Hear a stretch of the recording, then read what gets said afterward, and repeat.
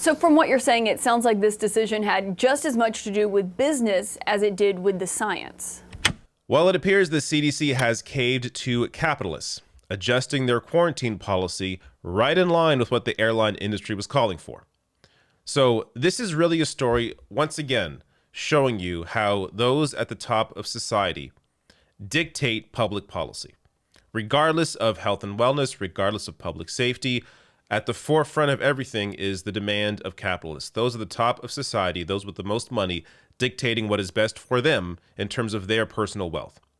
So it all starts on December 21st, at least in terms of this story. Delta CEO asks CDC to cut quarantine time for breakthrough COVID cases. Just days later, it happened. This from Politico. Flight attendants fume as CDC gives airlines what they want on quarantine change. Just days before the CDC announced the change, the airline industry united to press for a shortened quarantine timeframe. Now, of course, the demand on the 21st was all about their workforce, citing the impact on the carrier's workforce, not because of the threat of COVID-19, but because of their workers staying home during a quarantine time. So they were seeing, flights delayed, flights canceled. So they were seeing an obvious cut in their profits. And then because of that, pushed the CDC, pressured the CDC to then cave to their demands, their science, or lack thereof, simply because of the impact on their bottom line. And the CDC caved. So more on that here.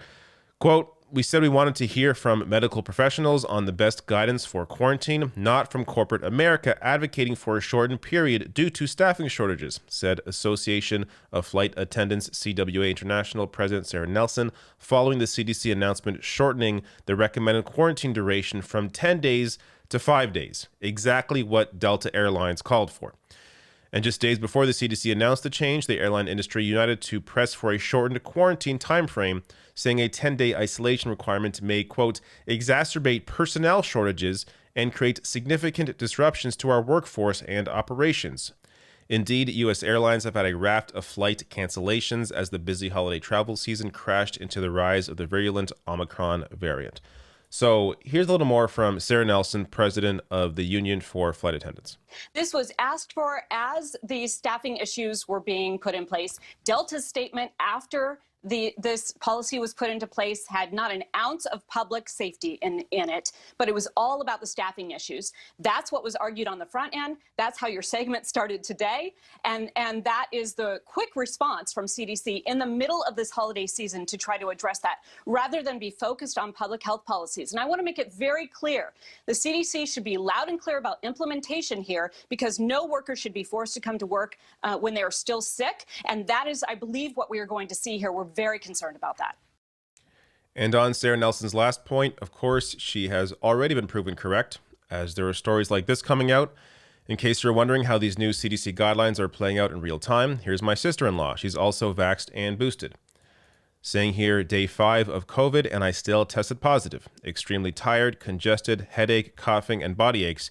Generally feeling blah. Bonus to this awesome experience, my work told me I won't be paid for the 10 days I am out. Who needs to pay bills and eat anyway? Thanks, COVID. So you have here employers taking this new information, ignoring the part that's also in the CDC guidelines about if you're still symptomatic and not feeling well, you should not be forced back to work. Ignoring that part, looking at the quarantine time, saying, oh, it was 10 days, now it's 5 days, come back to work. Of course, this is the obvious issue with allowing corporations to dictate public policy. They are not looking out for public health. They're not looking out for the best interests of society. They're looking out for their own personal gain in the short term. Short-term profits is their focus. More here from Politico. Of course, this is not just, a development of the past few days, but this kind of lobbying has been going on for at least months. Saying here, for months, that outreach has cast a wide net from Congress to the executive office of the president. According to publicly available disclosures, Airlines for America, whose members include the largest U.S. airlines as well as cargo giants FedEx and UPS, reported outreach to the CDC, Executive Office of the President, Congress, and federal agencies on COVID-19 quarantines, among other issues, during the last 3 quarters. So it's important to be able to separate here public policy from the actual science. The CDC understands what the science says. They know what should be done. They understand the need to isolate, the need to quarantine to reduce the spread of COVID-19. But the biggest issue with them is they are susceptible to pressure. And most of the pressure that they are feeling are coming from massive corporations. So they are no longer dictating policy based on the science. They are now listening to the needs of massive corporations and caving to them. Trying to balance the two, trying to balance public health with the need of capitalists, which is absurd. But that's what they are doing, and they have even admitted that. So this is the CDC director on CNN admitting this. So from what you're saying, it sounds like this decision had just as much to do with business as it did with the science. Well, so it really had a lot to do with what we thought people would be able to tolerate. We have seen relatively low rates of isolation for all of this pandemic. Some science has demonstrated less than a third of people are isolating when they need to. And so we really want to make sure that we had guidance in this moment where we were going to have a lot of disease that could be adhered to, that people were willing to adhere to, and that spoke specifically to when people were maximally infectious. So the CDC director here essentially admits that, yes, we did what we thought people would be able to tolerate. People, of course, being employers. Because if people were paid to stay home and quarantine, then people would have no issue with that. So it's not people, it's their bosses. It's people that at the top of these companies pushing to cut the quarantine time in half to force people back to work. It's incredible. If we had a serious approach globally to this pandemic from the beginning, have everyone stay home while getting paid, have our government support us, that's what they should be there for, to support us while we are home to eliminate this virus, and sure, have essential services that are open, like water treatment, for example, that you need to have operating. But certain services like that are, the facilities are being looked after, they're being cleaned, people are masked up, they're safe.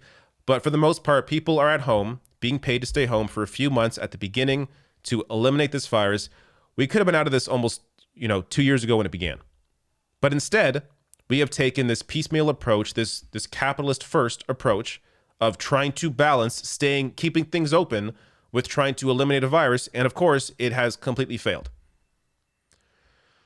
If you want more on this and just how much policy has been dictated by those at the top of society, go watch my interview with Walker Bregman and Alex Koch, who did a great investigative piece on the Koch network and their funding and their push against lockdowns and against the science of COVID-19 and these vaccines, because that's really what has led to all of this.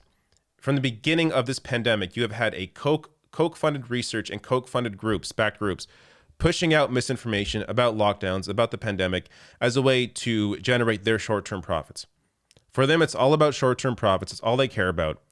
And if it hurts public health, it hurts society, hurts people, it doesn't matter as long as they made their short-term gains. It really is disgusting, but once again, it shows you, it's another example showing us how capitalists control public policy.